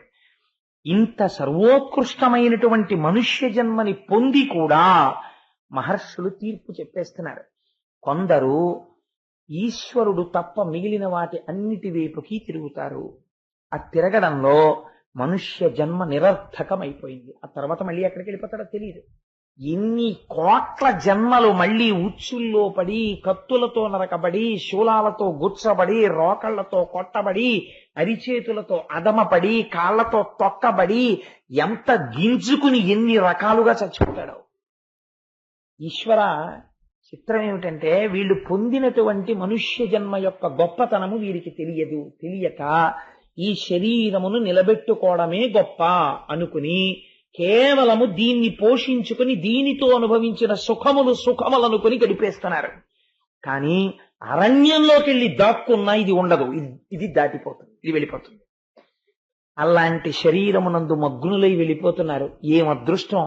ఈ కాలమునందు ఇట్లాంటి ఏమీ తెలియని అజ్ఞానమునకు హద్దు లేని గోపాల బాలులతో కలిసి నువ్వు తిరిగి కౌగలించుకుని ఆడి పాడి ఇంతమందిని తరింపచేశావు. కృష్ణా, నీ లీలలు రాబో కాలంలో విన్నవారిని, చదివిన వారిని, చెప్పిన వారిని, గోవిందనామమును పలికిన వారిని గట్టెక్కించేస్తాయి. అంతటి గొప్ప అవతారాన్ని స్వీకరించావు తండ్రి. కాబట్టి నువ్వు ఒక్కసారి మళ్ళీ ఇలాంటి మూర్తి దొరకమంటే దొరుకుతుందా? ఒక్కసారి నిన్ను కన్నులార పైనుండి కిందకి దర్శిద్దామని వచ్చాం. వాళ్ళకి తెలుసు అవతార పరిసమాప్తి అయిపోతోందని. ఇటువంటి అవతారం మళ్ళీ రాదు. ఎందుచేత అంటే ఒక అవతారం వస్తే ఒక ప్రయోజనాన్ని తీర్చుకుని వెళ్ళిపోతుంది. కృష్ణావతారం లాంటి అవతారం ఇంకున్నది. ఎందుచేత అంటే ఒక యశోద ఏమీ తెలియనటువంటి ఆజ్ఞురాలైన గోపిక పరిగెడుతుంటే పరిగెత్తడమా? ఏడ్పు తెలియని స్వామి కళ్ళు నులువుని ఏడవడమా? అమ్మ రోటికి కట్టేస్తే ఏమీ తెలియని వాళ్ళ పాకడమా? నన్ను అమ్మ కట్టేసిందని పొట్ట మీద మచ్చపడేటట్టు ప్రవర్తించడమా? గోపవృద్ధులు పిలిచి చెంబు పట్రా అంటే పరిగెత్తికెళ్లి చెంబు పట్రావడమా? అమ్మ దగ్గర భయం నటించి దాక్కోవడమా? మన్ను తినడమా? అక్రూరుడికి దర్శనం ఇవ్వడమా? గోపకాంతల దగ్గరికి వెళ్లి వెన్నలు తినడమా? వాళ్లతో ఆడుకోవడమా? యమునా నది ఒడ్డున రాసలీల చెయ్యడమా? ఎన్నో లీలలు ప్రదర్శించడమా? ఇంతగా మమేకమైపోయి ఆవుల తోకలు పట్టుకుని ఆడుకోవడమా? అమ్మ పాట పాడితే నాట్యం చెయ్యడమా? అమ్మ కాళ్ళకి గజ్జెలు పెడితే గజ్జెలు కట్టుకోవడమా? అమ్మ దగ్గరికి వెళ్ళి అమ్మ నాకు ఆకలిస్తోంది అన్నం పెట్టమ్మా అండమా? అన్నము తినడము ఆకలి వెయ్యడము ఒక వికారం. వికారములకు అతీతమైన వాడు వికారాన్ని ప్రదర్శించడమా? అమ్మ పెడితే తినడమా? పెరగడం తరగడం లేనివాడు పెరిగినట్టు కనపడ్డమా? ఇంతమందిని వివాహం చేసుకోవడమా? మా భర్త కృష్ణుడని తరింప చెయ్యడమా, రాక్షస సంహారం చెయ్యడమా, ఇంతటి అవతారమూర్తి అయి సౌజన్యమూర్తి అయి ఉద్ధరించి అయ్యో వచ్చే తరాలు తరించిపోవాలని భగవద్గీత బోధ చెయ్యడమా, నమ్ముకున్న పాండవుల్ని వెన్నంటి ఉండి రక్ష చెయ్యడమా? ఈశ్వరా, నీలాంటి అవతారం మళ్ళీ వస్తుందా? ఒక్కసారి జుర్రేసుకుందామని వచ్చేసామా అని ఆ మహర్షులు ఆపాదమస్తకం ఆ కృష్ణుడి వంక చూసి పొంగిపోయి, స్వామి తరణంబులు భవదలదికి హరణంబులు దురిత లతల ఆగమముల కాభరణంబులు ఆర్త జనులకు శరణంబులు నీదు దివ్య చరణంబులిలన్. ఎంత గొప్ప మాట చెప్పారో చూడండి వాళ్ళు మహర్షులు. కాబట్టి ఈ భవజలధి సంసారమును దాటడానికి ఏవి ఆధారము? నీ పాదములు ఆధారము. వచ్చేటటువంటి కష్టములు తొలగిపోవడానికి ఏవి ఆధారము? నీ పాదములు ఆధారము. వేదములకు ఆభరణములు ఏవి? నీ పాదములు ఆభరణములు. అటువంటి నీ దివ్యమైనటువంటి చరణారవిందములను ఒక్కసారి ఈ మాంసనేత్రములతో చూడాలని వచ్చాం. మళ్ళీ ఇలాంటి పాదములు దొరుకుతాయా? ఇవి అంగనామంగనామంతరే మాధవం అని కొన్ని వేల మంది గోపకాంతల మధ్యలో ఏమీ తెలియని వాళ్ళ గోపకాంతల చేతులు పట్టుకుని నర్తించిన పాదములు ఈ శ్రీపాదములు. ఈ పాదములను గోపాల బాలురు మా కృష్ణుడు అనుకున్నారు తప్ప శ్రీమన్నారాయణుడని తెలియక ఆడుకున్న పాదములు ఈ పాదములు. ఈ పాదములు వాళ్లతో ఆడుకుంటున్నప్పుడు ఆ పిల్లల్ని తన్నిన పాదములు ఈ పాదములు. లక్ష్మీదేవి అంతటిది వాటికి నమస్కరించడానికి ఉవ్విళ్ళూరుతుందని తెలియక హేళగా ఆ పాదములను ఒళ్ళో పెట్టుకుంటే గోపాల బాలుర చేత ఒత్తబడిన పాదములు ఆ పాదములు. బ్రహ్మ కడిగిన పాదము అని చతుర్ముఖ బ్రహ్మచేత కడిగించుకున్న పాదములు. అట్లాంటి పాదములు గోపకాంతలు పట్టుకుని వాళ్ళు ఆడుకుంటే వాళ్లతో ఆడుకుని వాళ్ళ దగ్గర పరిగెడుతుంటే ఆ మువ్వల్ని చూసి ఆ చప్పుళ్ళు చూసి వాళ్ళు పొంగిపోయి వాళ్ళు ఆడుకున్న శ్రీపాదములు ఆ పాదములు. ఇంతమందిని తరింపచేసిన ఆ పాదాలని ఒక్కసారి చూద్దామని వచ్చాం కృష్ణ అని ఆ పాదముల వంక చూసి స్తోత్రం చేశారు. శ్రీనాయక నీనామము నానాభవ రోగ కర్మ నాశనమునకు విన్నాణంబగు ఔషధమిది కానరు దుష్టాత్ములకట కంజదలాక్ష. కృష్ణ, నీ నామము, నీ లీలలు, నీ కీర్తి, నీ కథలు ఎక్కడ స్తోత్రం చేయబడుతుంటాయో అక్కడ మళ్ళీ ఇలాంటి అవతారం ఉంటుందా అని 33 కోట్ల మంది దేవతలు కూడా కూర్చుని వింటారు. అలాంటి కథాశ్రవణం జరుగుతున్నటువంటి ప్రదేశంలో ఆఖరణ ఒక్కసారి పొంగిపోయి గోవిందా గోవిందా అంటూ నీ నామని చెప్పుకున్నవాడున్నాడే, వాడు పొందనిదేముంది? ఇది పొందుతారని చెప్పడం అసాధ్యం. వాళ్ళు అన్నిటినీ పొందేస్తారు. ఎందుకని నువ్వు ఎంత సంప్రీతిని పొందుతావో నీ నామము చెప్పినప్పుడు. కలియుగానికి నామమే రక్ష. అటువంటి గొప్ప నామము, తేలికైన నామము, నీ అంతట నువ్వు కష్టపడి సంపాదించుకున్న నామము. 7 ఏండ్ల బాలుడవై 7 రాత్రులు 7 పగళ్ళు కొండ నెత్తి నిలబెట్టి రక్షించుకుని నువ్వు సంపాదించుకున్న నామము గోవిందనామము, భాగవతంలో వచ్చిన నామము. అందుకని అటువంటి గోవిందుని పట్టాభిషేకం ఒక ధూర్తుడు, ఏమీ తెలియని వాడు ఒక్క మాట చెప్తే నమ్మి వృద్ధులు, పిల్లలు, పెద్దలు, ఆడవాళ్లు, ముసలివాళ్లు, ఆవులు, ఆఖరికి వేషాలు కట్టి వాడు చెప్పాడు మేము నమ్మామని ఇంతమంది వరుస కట్టి అంత దూరం నుంచి ఇంత దూరం నువ్వు ఉన్నావని నమ్మి నీ నామము సత్యమని నమ్మి పరిమళ ద్రవ్యాలు జల్లుతూ వచ్చిన వారిని ఉద్ధరించకుండా ఉంటాడా? వాడి పట్టాభిషేకం జరిగితే అటువంటి నామము నీ నామము. ఆ నామము సముపార్జింపబడింది నువ్వు కృష్ణమూర్తిగా ఉండగా. అటువంటి ఈ రూపమును, అటువంటి గోవింద పట్టాభిషేకాన్ని పొంది ఒక ఒత్తు లేకుండా గోవిందాని కీర్తింపబడిన నామమును సముపార్జించుకున్న కథ భగవతాంతర్గతము. ఆ అవతారము కృష్ణ పరమాత్మ. ఇంత గొప్ప అవతారాన్ని మళ్ళీ మేము చూడగలమా? మళ్ళీ వస్తుందా ఇటువంటి అవతారం? మాకు వస్తాయా రోజులు? మళ్ళీ మేము ఎప్పుడు వింటాం దశమస్కంధం? నీకేమో ఇవాళ పూజ చేసుకుంటుంటే నాకే ఎంత బెంగొచ్చిందో, ఈశ్వరా మళ్ళీ ఎప్పుడు చెప్పిస్తావు నాతో భాగవతం అని. కాబట్టి ఎంత పొంగు ఆ చిన్ని కృష్ణుడి గురించి వింటుంటే. కాబట్టి అటు మహర్షులు బెంగ పెట్టుకున్నారు, మునులు బెంగ పెట్టుకున్నారు. స్వామి మళ్ళీ ఎప్పుడు చూస్తాం? ఒక్కసారి నిన్ను ఆ పాదమస్తకం చూసి తరించిపోదామని వచ్చాం. అందుకుని వచ్చామయ్యా అంటే కృష్ణ పరమాత్మ చూసి నవ్వి, నేను కూడా మిమ్మల్ని రప్పించడానికి ఒక కారణం ఉంది. మీరు నన్ను చూసి తరించారు కదా, చెప్పవలసిన మాట చెప్పారు. ఇదే లోకం కూడా తెలుసుకోవాలి. కాబట్టి ఇప్పుడు నేను మనస్సులో చేసిన సంకల్పం తీరడానికి మీరు ఒక్కసారి నది ఒడ్డుకి వెళ్ళండి, నదీ స్నానం చెయ్యండి. యాదవ కుల నాశనం జరగాలి, అవతార పరిసమాప్తి. ఈ మహర్షులందరూ వెళ్ళి ఆ నది ఒడ్డున స్నానం చేసి కూర్చుని భగవంతుడి యొక్క కథలు తలుచుకు పొంగిపోతున్నారు. ఏమి కృష్ణావతారం, వీళ్ళందరినీ తీసుకొచ్చి ద్వారకలో పెట్టాడు, ఇలా రక్షించాడు, జరాసంధుణ్ణి పీచమణిపించాడు, ధర్మరాజుతో రాజసూయం చేయించాడు, కురుక్షేత్రంలో యుద్ధం చేయించాడు, భీష్మాచార్యుడికి మోక్షం ఇచ్చాడు, తాను వెళ్లి ఎదురుగుండా నిలబడి విష్ణు సహస్రనామ స్తోత్రం చెప్పించాడు. ఏమి కృష్ణుడు, కృష్ణుళ్ళంటి అవతారం ఉంటుందా మళ్ళీ అని వాళ్ళు పరవశించిపోతుంటే అక్కడికి ఈ యాదవులందరూ కూడా నవ్వుతూ తుళ్ళుతూ ఆడుకుంటూ దూరం నుంచి ఈ మహర్షుల్ని చూశారు.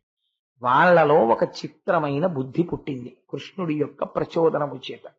సాంబుడికి చీర కట్టి ఆడదాన్లా అలంకరించి కడుపు ఎత్తుగా కనపడేటట్టుగా చేసి ఆ మహర్షుల దగ్గరికి తీసుకొచ్చి వీళ్ళు ఏ పాటి పరిజ్ఞానంతో చెప్తారో చూద్దాం అనుకుని మూకలు కూడి యాదవులు ముందట బెట్టుక యార్చి నవ్వుచున్ పోకల పోవుచున్ ముని సమూహము కొయ్యన సాగి మృక్కుచుం ప్రాకటమైన ఈ సుదతి భారపు గర్భమునందు పుత్రుడో ఏకతమందు బలికయో ఏర్పడ చెప్పుటటన్న ఉగ్రులై. ఆ సాంబుడికి చీర కట్టి కడుపు ఎత్తుగా పెట్టి గర్భిణి అయినటువంటి స్త్రీ అని చెప్పి నాట్యాలు చేసుకుంటూ ఆడుకుంటూ పాడుకుంటూ వెళ్ళిపోతున్నటువంటి గోపబాలుర యందు దుర్బుద్ధి పుట్టింది. ఆ సాంబుణ్ణి తెచ్చి మహర్షుల ముందు నిల్చోపెట్టి, మీరు మహాత్ములు కదా, మీకు తెలియని విషయాలు ఉండవు కదా, మీరు త్రికాల వీధులు, ఈ ఆడపిల్ల కడుపులో మగపిల్లాడున్నాడా, ఆడపిల్లుందా, కవలలున్నారా, ఏ విషయం మాకు చెప్పండి అన్నారు. అనేసరికి వాళ్ళు ఆ స్త్రీ వంక చూశారు. మహాగ్రహం వచ్చింది. మీకు భగవద్భక్తులతో పరాచికమా? కృష్ణుడున్నటువంటి గడ్డ మీద ఉన్న మీకు ఇటువంటి పరిహాసం చేయడానికి సిగ్గుపట్టలేదా? ఏ కృష్ణ భగవానుడు బ్రాహ్మణుల్ని చూడగానే భక్తితో సేవిస్తాడో, వాళ్ళ కాళ్ళు కడిగి నీళ్లు తల మీద చల్లుకుంటాడో, అటువంటి కృష్ణుడితో కలిసి ఉండి మీకింతటి దుస్సాహసమా, మాతో పరిహాసమా అని వాళ్ళన్నారు.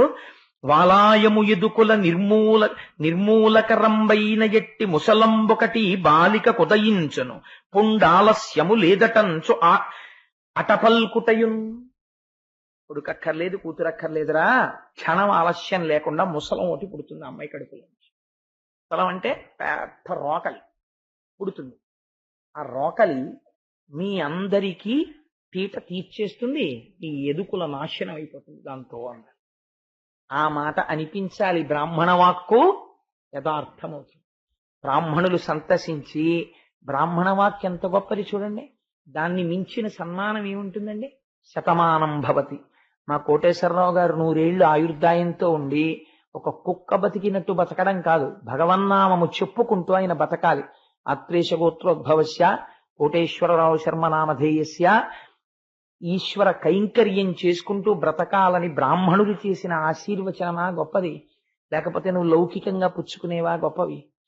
అది గొప్పది. బ్రాహ్మణ వాక్కు ఎంత గొప్పదో చూడండి, ఆశీర్వచనం ఎంత గొప్పదో చూడండి. కాబట్టి వాళ్ళు ఒక్క మాట అన్నారంటే శాపమైంది. వెంటనే పరిహాసం చేస్తున్నటువంటి వాళ్ళకి భయం వేసింది. ఇలా అన్నారు ఏమిటన్నా, సాంబుడికి కట్టిన చీర విప్పితే ఆ చీరలోంచి కడుపు దగ్గర నుంచి ఒక పెద్ద ఇనప రోకలి కింద పడింది. పడగానే భయం వేసి ఆ రోకలి పట్టుకుని పరుగున కృష్ణ పరమాత్మ దగ్గరికి వెళ్ళారు. ఆ రోకలి ఆయన పాదాల దగ్గర పెట్టారు. తెలియక మహర్షులతో పరిహాసం ఆడాం, శిపించారు, ఈ రోకలి పుట్టింది, ఇప్పుడు మమ్మల్ని ఏం చెయ్యమంటావు అని అడిగారు.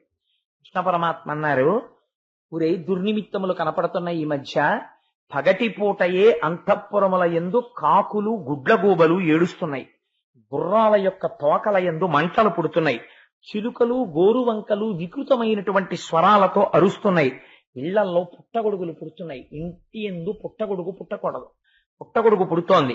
సూర్యబింబం చుట్టూ ఆవిరి పరివేషం కట్టినట్టుగా గుండ్రంగా కడుతోంది. కాబట్టి ఇది ఎదుకుల నాశనాన్ని సూచిస్తోంది. మీ అందరూ ఈ ఇనప ముసలము చేత మరణిస్తారు. కాబట్టి సముద్రపు ఒడ్డుకెళ్ళి అక్కడ ఒక భయంకరమైన పెద్ద శిఖరం ఒకటి ఉన్నది, ఆ శిఖరము వద్దకు వెళ్లి ఈ ఇనప ముసలాన్ని అరగదీసేసి దీన్ని సముద్రంలో కలిపేసేయండి అన్నారు. అంటే వాళ్ళు పరుగు పరుగున ఆ ముసలాన్ని పట్టుకుని ఆ శిల దగ్గరికి వెళ్ళారు. వెళ్ళి అటు కొందరు ఇటు కొందరు కూర్చుని ముసలాన్ని అరగదీయడం మొదలెట్టారు, గంధపు చెక్క అరగదీసినట్టు. అది కరిగి కరిగి కరిగి కరిగి నల్లటి తెట్టు కారుతోంది. ఈ తెట్టు తీసుకెళ్లి సముద్రంలో కలిపేస్తున్నారు. అరగదీగా ఆఖరికి ఇంత ఇనప ములుకు ఒకటి మిగిలింది. ఈ ములుకు ఏం చేస్తుందిలే, దీన్ని అరగదీయకపోతే ఏమిటి అని ఆ ములుకుని సముద్రంలోకి విసిరిస్తారు. ఆ ములుకుని ఒక చేప మింగింది. ఒక బోయవాడు పక్షులు దొరక్క చేపలు పట్టుకోవడానికి సముద్రం దగ్గరికి వచ్చాడు. వాడి వలలో ఈ చేప పడింది. వాడి ఇంటికి వెళ్ళి చేప కోశాడు. దాని కడుపులోంచి ఇనప ముళ్ళు పడింది. ఆ ఇనప ముళ్ళు బాణానికి పెట్టుకున్నాడు. ఆ బాణంతో కృష్ణుడు. కాబట్టి ఆ ముసలంలోంచే యాదవకుల నాశనం వచ్చింది. ఆ ఇనప ములుకుని బాణానికి తగిలించుకుని ఈ బాణంతో ఎవరిని కొట్టాలని వాడు తూణీరంలో పెట్టుకు తిరుగుతున్నాడు. ఈలోగా అవతార పరిసమాప్తి జరిగిపోతోంది, ఎదుకుల నాశనం అయిపోతుంది, మీరు తొందరగా ద్వారకా నగరాన్ని విడిచిపెట్టేయండి అని కృష్ణ పరమాత్మ చెప్పడాన్ని ఉద్ధవుడు విన్నాడు. కృష్ణ, నీతో కలిసి ఆడుకున్నాం, నీతో కలిసి పాడుకున్నాం, నీతో కలిసి అన్నం తిన్నాం, నీతో కలిసి సంతోషంగా గడిపాం.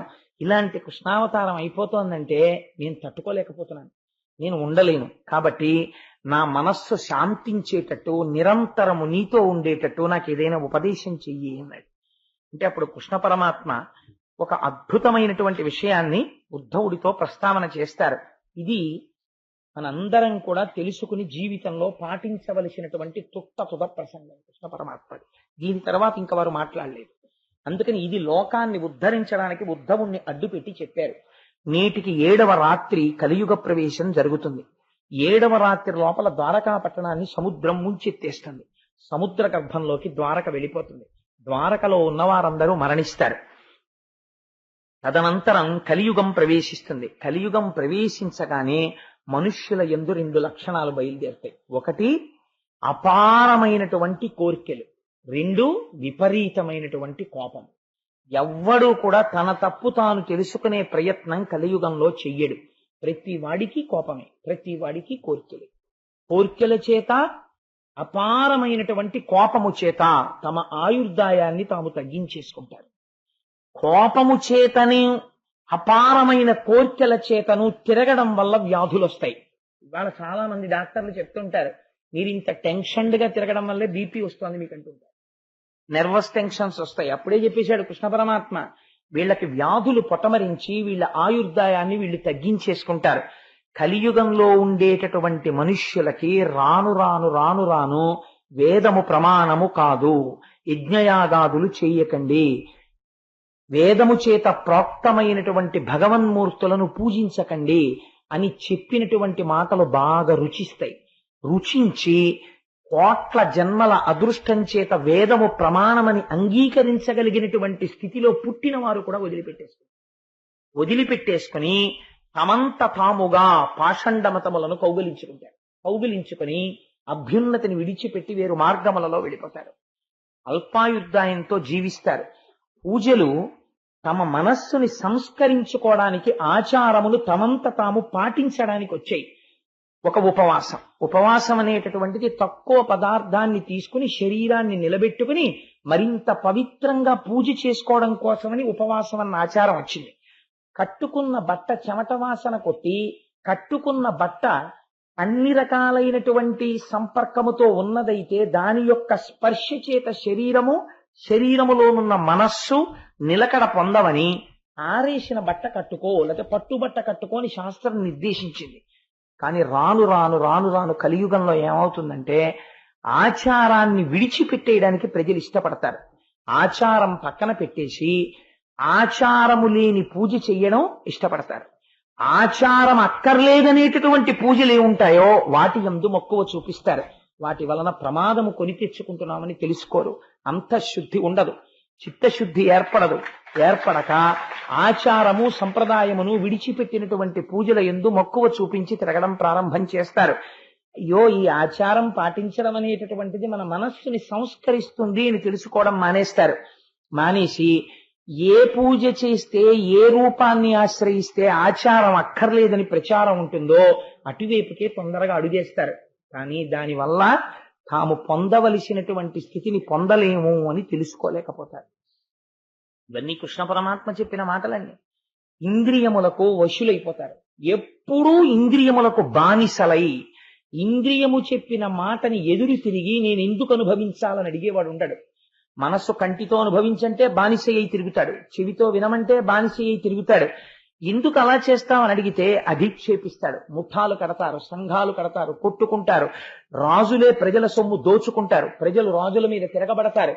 ఎవడికి యోగ్యతని బట్టి గౌరవం ఉండదు, వాడి పాండిత్యమును బట్టి గౌరవం ఉండదు, వాడి భక్తిని బట్టి గౌరవం ఉండదు. ఏ రకంగా ఆర్జించాడన్నది ప్రధానం అవ్వదు కలియుగంలో, ఎంత ఆర్జించాడన్నది ప్రధానం.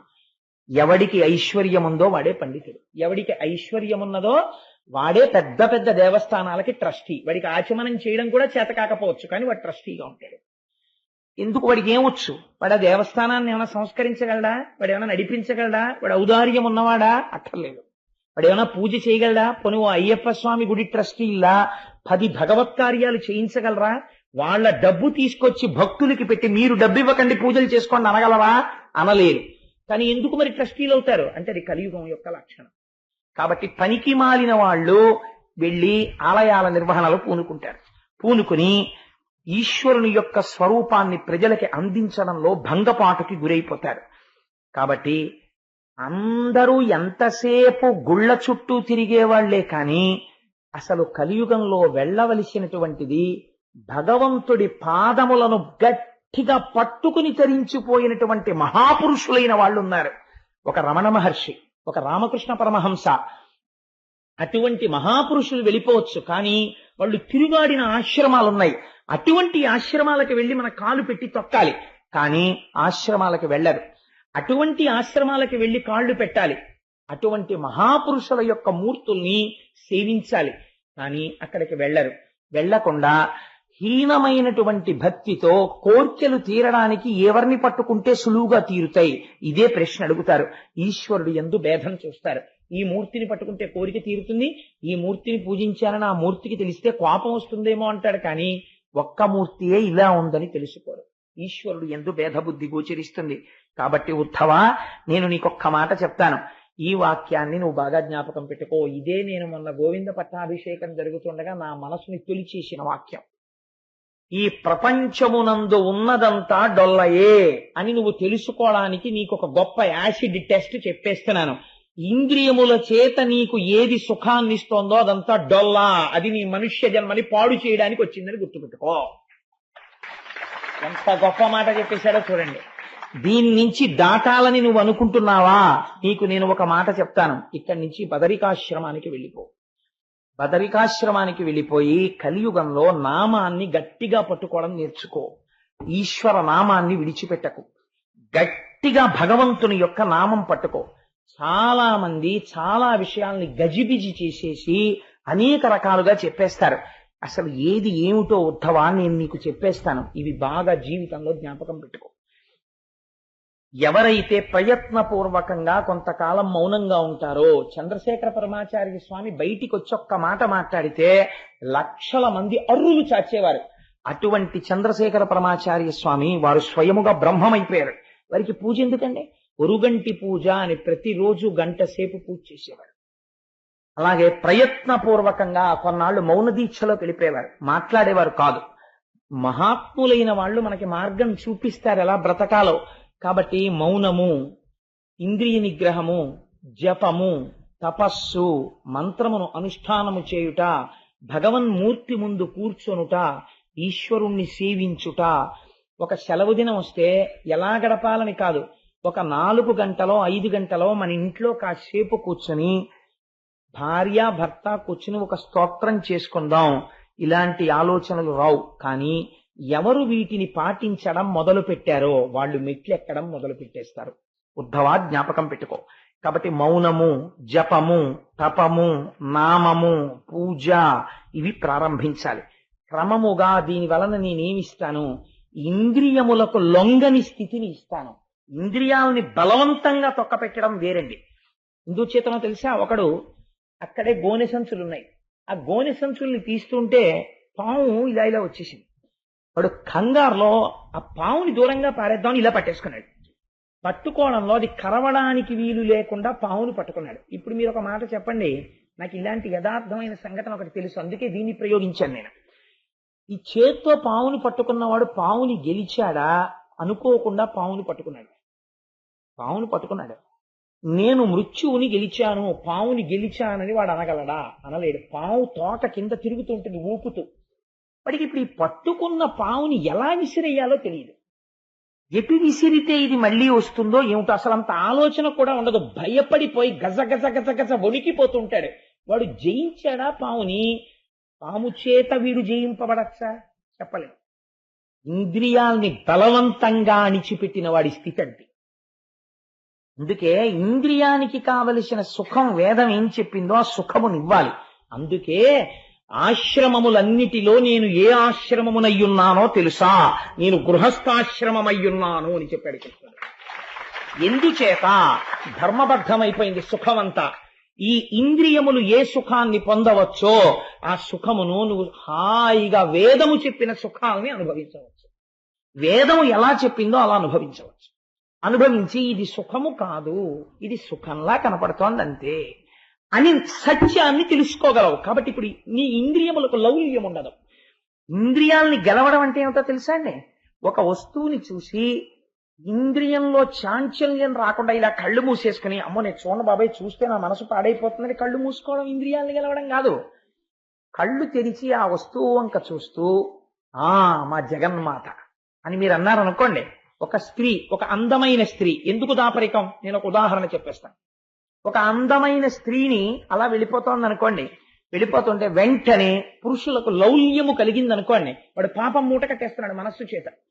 దాన్ని నివర్తయ మనోమత్త స్వజనే క్రియతాం మనః అంటుంది సీతమ్మ.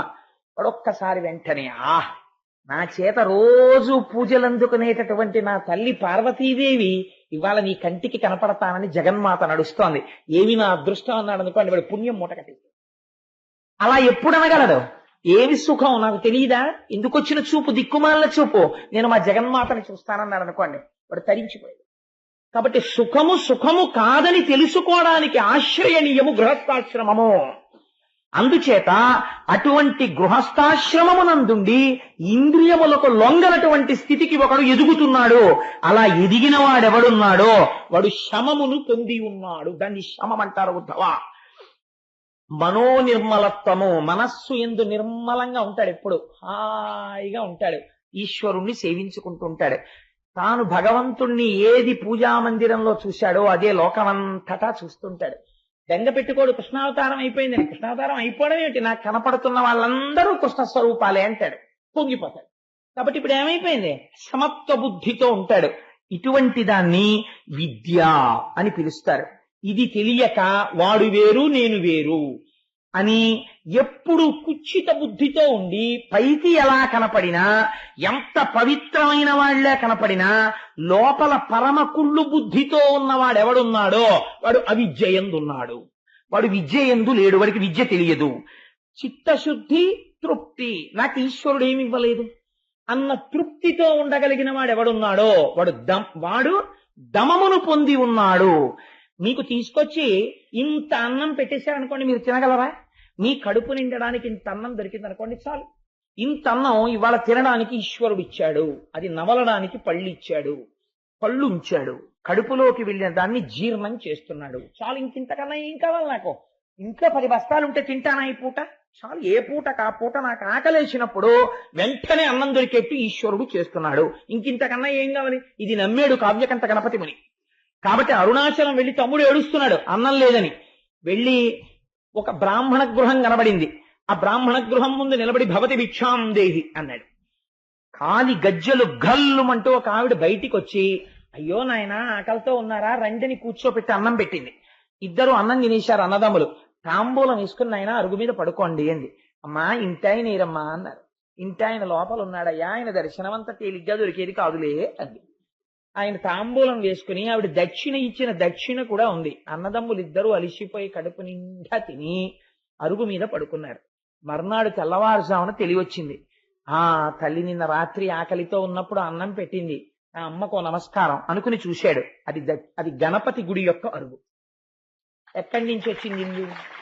నమ్ముకున్న వాడికి నమ్ముకున్నంత. నీకు ఆకలేసినప్పుడు అన్నం పెట్టడానికి జగదంబ నీ వెంట తిరిగితే నీకు ఇంకే ఐశ్వర్యం కావాలి?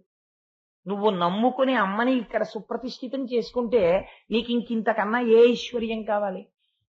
సమస్త జగదాధారుడు నావాడై ఉన్నాడు అన్న తృప్తి కలిగి ఉండడం దమం. ఎవడు ఈశ్వరుడు యందు భక్తితో ఉండి నియమపాలనం చేస్తాడో అది నిజమైన సుఖం. ఎవడు ఈ శరీరంతో అన్ని అనుభవిద్దామని దాచేసుకుంటాడో, ఈ శరీరం ఉండిపోతుందని నమ్ముకుంటాడో అదే దుఃఖం. కాబట్టి ఎవడు గుణములకు సాక్షిగా ఉండడాన్ని నేర్చుకుంటున్నాడో, ఆ కోపం ఎందుకు వచ్చింది? ఎవరి కోపం ఎక్కడి నుంచి వచ్చింది? ఒకనాడు ప్రశాంతంగా ఉన్నాడు. ఈ ప్రశాంతత ఎవరు? ఎవరు నిద్రపోయారు? ఎవరు లేచారు? నిద్రపోయినప్పుడు ఎవరున్నారు? మరి లేచినప్పుడు ఎవరున్నారు? నిద్రలో లేనిది లేచినప్పుడు ఎక్కడి నుంచి వచ్చింది? లేచినప్పుడున్నది నిద్రలో ఏమైపోయింది అని తనలో తను ఎవరు విచారణ చేసుకుని జాగృత, స్వప్న, సుషుప్తి అనబడే 3 అవస్థలకి సాక్షిగా ఉంటున్నాడో వాడే ఈశ్వరుడై నాదో ఏకమైపోతున్నాడు. కాబట్టి ఇది తెలుసుకోవడానికి ప్రయత్నము చేయని వాడు చిల్లున్న మట్టి కుండలో నీళ్లు పోసుకుని రాత్రి తాగుదాం అనుకున్న పిచ్చివాడు. ఆయుక్షీణం అయిపోతుంది వాడికి, కళ్ళల్లో నీళ్లు కారిపోతున్నాయి, ఇంకా ఎప్పుడో ఏదో తెలుసుకుందాం అనుకుంటాడు. అవకాశం వచ్చినప్పుడు తొందరగా తెలుసుకుని దాన్ని తీసుకొచ్చి ఆచరణలో పెట్టుకోలేనటువంటి మూఢుడు వాడు. చిల్లుకుండ యందు నీరు పోసుకుని రాత్రి తాగుదాం అనుకున్న మౌఢ్యం ఉన్నవాడు. కాబట్టి ఇవి అన్ని బాగా నిలబడడానికి ఉత్తవా ముందు నువ్వు ఒక ప్రయత్నాన్ని ప్రారంభించు. ఏం చేస్తావు? కంచుతో కాని, సీసంతో కాని, వెండితో కాని, బంగారంతో కాని నా మూర్తిని చేసి ఇంట పెట్టుకో. ఇందుచేత సాత్వికమైన మూర్తిని తీసుకొచ్చి ఇంట్లో పెట్టి పువ్వులు వేయడం మొదలు పెడితే ఆ మూర్తి ఏం చేస్తుందో తెలుసా? మొదట్లో నువ్వు పెట్టింది అది తింటోంది అనుకుంటావు, నైవేద్యం పెట్టి. నువ్వు వేసిన పువ్వులు అది పుచ్చుకుంటోంది అనుకుంటావు. అది క్రమంగా ఏం చేస్తుందో తెలుసా? నీ అహంకారాన్ని తినేయడం మొదలుపెట్టి క్రమక్రమంగా దాని మీద ఆధారపడతావు. నాదే ఉందయ్యా, నువ్వు కూడా ఆశీర్వచనం చేస్తేనే ఈ పని అవుతుంది అంటావు. క్రమక్రమంగా అసలు నేను అన్న పదార్థం ఇక్కడే ఉంది, అదే ఇక్కడున్నది అంటాడు. విగ్రహారాధనాన్ని చేతకాని వాళ్ళై మన వాళ్ళు పెట్టలేదండి. మనస్సు తొందరగా నిలబడడానికి ఏదో ఒక ఆలంబనం దొరకాలి కాబట్టి ఒక మూర్తిని పెట్టారు.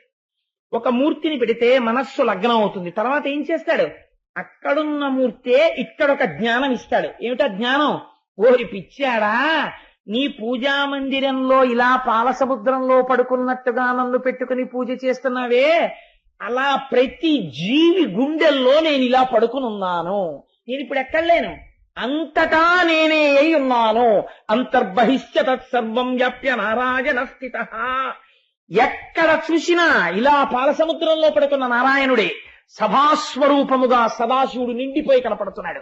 ఈశ్వర దర్శనము విరాట్ రూప దర్శనముగా సహస్రశీర్షా పురుష అనేక రూపాలతో దర్శనమవుతున్నాడు అని ధ్యానమునందు గోచరమవుతుంటే ఆనందమును పొందుతూ అంతటా ఈశ్వరుణ్ణి చూస్తుండగా ఒకనాడు వాడిలో ఉన్నటువంటి ప్రాణవాయువు ఉత్క్రమణమును పొందుతోంది. వాడు నన్నే చూస్తూ వెళ్ళిపోయాడు కాబట్టి నాయందే చేరిపోతున్నాడు. కాబట్టి ఉద్ధవా, నువ్వు ఈ పని ప్రారంభించు, బదరికాశ్రమాన్ని చేరిపో, వచ్చేస్తోంది కలియుగం అన్నాడు. అంటే ఉద్ధవుడు బయలుదేరి బదరికాశ్రమానికి వెళ్ళిపోయాడు. పరమాత్మ ముందు బలరాముడు నడుస్తున్నారు. బలరాముడు నడుస్తూ శరీరాన్ని వదిలిపెట్టేసి తన చైతన్యాన్ని అనంతుడిలోకి కలిపేశాడు. బలరాముడి శరీరం నేల మీద పడిపోయింది.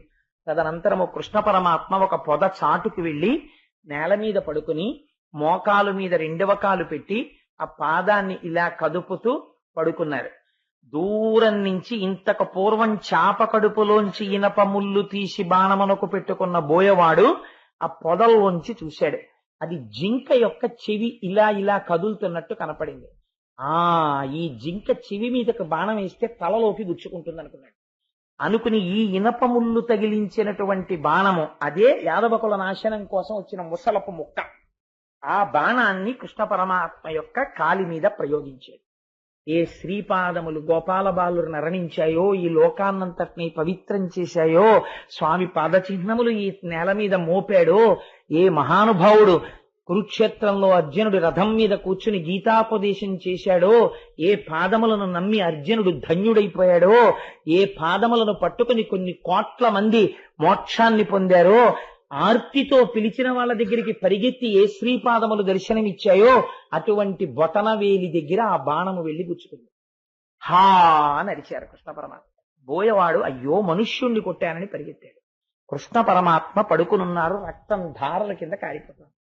అయ్యయ్యో ఎంత పొరపాటు చేశాను స్వామి, మీ పాదాన్న బాణంతో కొట్టాను, నా జన్మకి ఇంకసలు నిష్కృతి ఉన్నదా అని నేలన పడి ఏడ్చాడు. నువ్వు నిమిత్త మాత్రుడివి నాయనా, ఎవడూ తప్పించలేడు. ఎంతటి వాడు కూడా ఒకసారి ఈ శరీరంతో వచ్చిన తరువాత శరీరాన్ని వదిలిపెట్టవలసింది. నేను కూడా పెద్దల యొక్క వాక్కులు పాటించాను, అందుకని బాణం కాలికి తగిలితే విడిచిపెడతాను.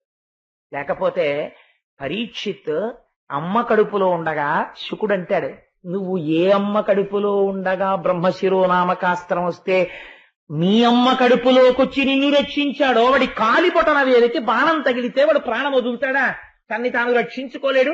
వాడు నిర్ణయించుకున్నాడు అలా బాణపు దెబ్బ తిని వదులుతానని, ఒకరి మాట నిలబెట్టడానికి. ఇప్పుడు నేను అందులోకి వెళ్ళను, మళ్ళీ ఆ భారతం అందులో పెడితే అదో పెద్ద కథ అయిపోతుంది.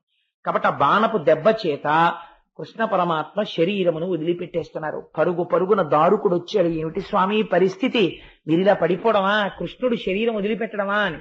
లేదు, అవతారం పరిసమాప్తం అయిపోతోంది, ఈ గుర్రములు రథము అన్ని అదృశ్యమైపోతాయి. ఇప్పుడు యాదవులందరూ కొద్ది క్షణాల్లో మరణించబోతున్నారని చెప్పారు. అకారణంగా ఆడుకుంటున్న యాదవుల మధ్యలో మీరు మేము రెండు పక్షాలు వేసుకుని యుద్ధం చేసుకుందాం అన్నారు. యుద్ధం చేసుకోవడం మొదలు పెట్టారు. ఒక్కొక్కళ్ళ శరీరంలో ఉన్నటువంటి శరీరాన్ని నువ్వు ముక్కలంతా ఖండించేసుకున్నారు, అలా కొట్టేసుకున్నారు.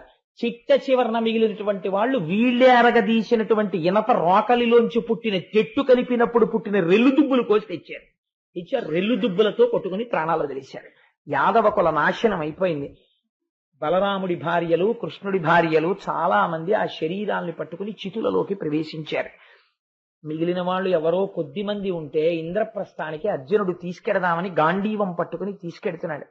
ప్రథమ స్కందంలో ఏడుస్తాడు, ఆ సఖుండు వెళ్ళిపోయాడు, ఇప్పుడు భూమి మీద లేదని.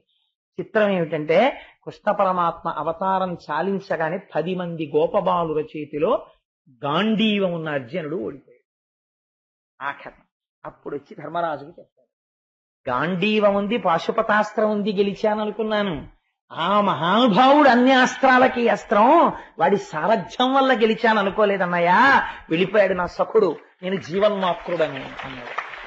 ధర్మరాజు గారు అన్నారు, ఇంకా మనం వద్దురా, అటువంటి మహానుభావుడు వెళ్ళిపోయిన తర్వాత మనం వద్ది భూమండలం మీద రెండు వెళ్ళిపోదామని పిచ్చివాళ్ల జుట్టు విరబోసుకుని ఆ ఆభరణాలన్నీ తీసి పక్కన పెట్టేసి ఉత్తరాభిముఖంగా వెళ్ళిపోయి పాండవులు, ద్రౌపది, కుంతి అందరూ శరీరాలు వదిలిపెట్టారు. కలియుగం ప్రవేశించింది. కానీ కృష్ణ పరమాత్మ ఉద్ధవుడితో ఒక్క మాట చెప్పారు, ఎవ్వరికీ భయం లేదు. ఎవరు ఈ భాగవత కథ వింటున్నారో వాళ్ళందరికీ కూడా చెవులలోంచి అమృతమును పానము చేసినట్టే, వారందరూ నన్నే చెందుతారు, నేను అభయం ఇస్తున్నాను. కాబట్టి వారు కన్ను మూసినప్పుడు, వారు కన్ను తెరిచినప్పుడు నా దర్శనమే అగుట కొరకు పోతన గారు మనకు ఒక గొప్ప భిక్ష పెట్టారు. వ్యాసుడు సంస్కృతంలో ఇచ్చిన శ్లోకాన్ని యథాతథంగా తెలుగులోకి అనువాదం చేశారు. అది జీవనాడి భాగవతానికి. ఇది మనం అడగాలి కృష్ణుణ్ణి, కృష్ణ నీ కథ విన్నాం, మాకు నువ్వేమివ్వాలో తెలుసా? మా కన్ను తెరిచినప్పుడు నువ్వే కనపడాలి, మా కన్ను మూత పడిపోయినప్పుడు నిన్ను చూస్తూనే మూత పడిపోవాలి అని. భాగవతం ప్రసంగాలు పూర్తవుతున్నప్పుడు ఎవరు అడుగుతారో వారందరికీ కృష్ణానుగ్రహము కలుగుతుంది. నిలబడి చదవడం, నిలబడి వినడం తప్పు. కాబట్టి కూర్చుని వినాలి, కూర్చుని చదవాలి. కాబట్టి నేను ఇప్పుడు చెప్తాను ఆ పద్యాన్ని. సభలో ఉన్న వారందరూ భాగవత శ్రవణ ఫలితమును కోరుకున్న వారైతే చక్కగా ఆ పద్యాన్ని చెప్పండి. మనుష్య జన్మకి ఇంతకన్నా ప్రయోజనం ఏమిటి? ఈ పద్యాన్ని చెప్పుకొని చక్కగా రేపటి రోజున మహాభాగవత దర్శనము చెయ్యండి అని చెప్పాడు కృష్ణ పరమాత్మ. రేపు మన కోసమని సత్యదండాన్ని చేతిలో పట్టుకొని కమండలం పట్టుకొని స్వరూపానందేంద్ర సరస్వతి స్వామి వారు అలా బయలుదేరి కాలినడకన రావడానికి ఒప్పుకున్నారు మహానుభావుడు వ్యాందిగి. అక్కడి నుంచి నడుస్తూ అందరికీ కనపడేటట్టుగా నారాయణ నారాయణ నారాయణ నామపురస్సరంగా ఆశీర్వచనం చేస్తూ వారి వేదిక మీదకొచ్చి వారు రేపటి సాయంకాలం శ్రీచక్రార్చన చేస్తారు. అంతటి మహోత్కృష్టమైన ఘట్టాన్ని రేపు మనం తిలకించి శ్రీచక్ర తీర్థాన్ని తీసుకుని పవిత్రులం అయిపోదాం. ఇప్పుడు మీ అందరూ కూడా కృష్ణ నీ అనుగ్రహం మాకు కావాలి అని అపేక్షింపబడినటువంటి ఈ పద్యాన్ని చెప్పండి. నేను చిన్న చిన్న పదములుగా చెప్తాను, చక్కగా చెప్పండి. ఏకకంఠంతో గట్టిగా ఆ గురువాయూరప్పకి వినపడేటట్టుగా, స్వామి ఈ కోరిక నువ్వు తీర్చి తీరాలి మాకు అని చెప్పండి స్వామికి. ఎవరెవరు ఈ కృష్ణ పరమాత్మ యొక్క కథ వింటున్నారో, ఎవరు ఈ పద్యం చెప్తున్నారో వాళ్ళకి మాత్రమే ఈ ఫలితం దక్కుతుందని ఒక ఫలశ్రుతి చెప్తారు చివర. నగుమొగమున్ సుమధ్యమును నల్లని మేనును లచ్చి కాటపట్టగు ఉరమున్ మహాభుజములు అంచిత కుండల కర్ణముల్ మదే భగతియు నీలవేణియు కృపారసదృష్టియు కల్గు వెన్నుడిమ్ముగా పొడసూపుగాత కను మూసిన ఎప్పుడు విచ్చినప్పుడు ఈశ్వర, నా కన్ను మూసినప్పుడు, నా కన్ను తెరిచినప్పుడు కూడా నువ్వు నాకు ఎలా కనపడాలో తెలుసా? నగుముఖమున్ వెరీ గుడ్ అనండి, తప్పులేదు. నవ్వు ముఖంతో సుమధ్యమును సన్నటి నడుముతో నల్లని మేనును నల్లటి శరీరంతో లచ్చి కాటపట్టగు ఉరమున్ లక్ష్మీదేవి యొక్క స్థానమైనటువంటి వక్షస్థలంతో మహాభుజములు మమ్మల్ని రక్షించగలిగినటువంటి భుజస్కంధములతో అంచిత కుండల కర్ణముల్ కుండలములను దాల్చినటువంటి కర్ణయుగళితో మదే భగతియు ఏనుగు యొక్క నడక వంటి నడకతో నీలవేణియు నల్లటి వెంట్రుకలతో కృపారస దృష్టియు కల్గు. అయ్యో, నన్ను నా కోసం పిల్లలు ఇంత కష్టపడి భాగవతం విన్నారు, నా గురించి చెప్పారు, ఇంకా వాళ్ళకి నేనేమివ్వను, ఇస్తాననేటటువంటి పూనిక కలిగిన కృప వర్షించేటటువంటి కన్నులతో కల్గు వెన్నుడిమ్ముగ పొడసూపుగాత. వెన్నుడంటే కృష్ణుడు, ఇమ్ముగా పొడసూపుగాత నాయందు అనుగ్రహించి నా కోరిక ఒకటి తీర్చుగాక. ఏమిటా కోరిక? కను మూసిన ఎప్పుడు విచ్చినప్పుడు, అంటే నిద్రపోయినప్పుడు ఆయన అనుగ్రహమే మనం సమాధిగా అనుభవించాలి. కళ్ళు తెరుచుకుని ఉదయం లేచిన దగ్గర నుంచి కృష్ణుడే మనకి సారథి అయి నడిపించాలి. చిట్ట చివర అంత్యమునందు కన్ను మూత పడిపోయినప్పుడు ఆయనే అనుగ్రహించి కనపడి మోక్షం ఇవ్వాలి. వేరొకసారి నాకు జన్మ వద్దు స్వామి, నన్ను ఇలా అనుగ్రహించు అని గొప్ప పద్యాన్ని పోతన గారు మనకి భిక్ష పెట్టి పూర్తి చేస్తూ అంటారు. ఈ కథ విన్నను వ్రాసిన ప్రకటముగ లక్ష్మి యశము భాగ్యము కలుగున్ చేకుని ఆయువుగనుడై లోకములో నుండు నరుడు లోకులు పొగడన్. ఎవరైతే ఈ భాగవతంలో ఈ ఆఖ్యానమును వింటున్నారో, ఇది విన్నటువంటి వాళ్ళకి, ఇది వ్రాసినటువంటి వాళ్ళకి, వీళ్ళందరికీ కూడా లక్ష్మీదేవి యొక్క అనుగ్రహం కలుగుతుంది, సిరి సంపదలు కలుగుతాయి, ఆయుర్దాయం కలుగుతుంది, ఏమైనా ప్రమాదాలుంటే తప్పిపోతాయి. వాళ్ళ బ్రతికినటువంటి బ్రతుకు ఎలా ఉంటుందంటే, లోకంలో ఉన్న వాళ్ళందరూ ఏమి మహానుభావుడండి, ఏమి మహానుభావుడండి అని ఆయనతో సంగమును, ఆయనతో బంధుత్వాన్ని, ఆయన్ని చూడాలని, ఆయన దగ్గర వినాలని, ఆయనతో కలిసి ఉండాలని కోరుకునేటట్టుగా జన్మ సార్థకత పొంది నడుస్తుంది.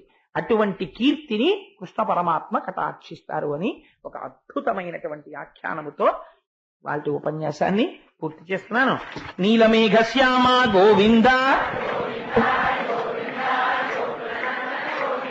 పురాణ పురుష గోవింద, నందనందన గోవింద, పాప విమోచన గోవింద, దుష్ట సంహార గోవింద,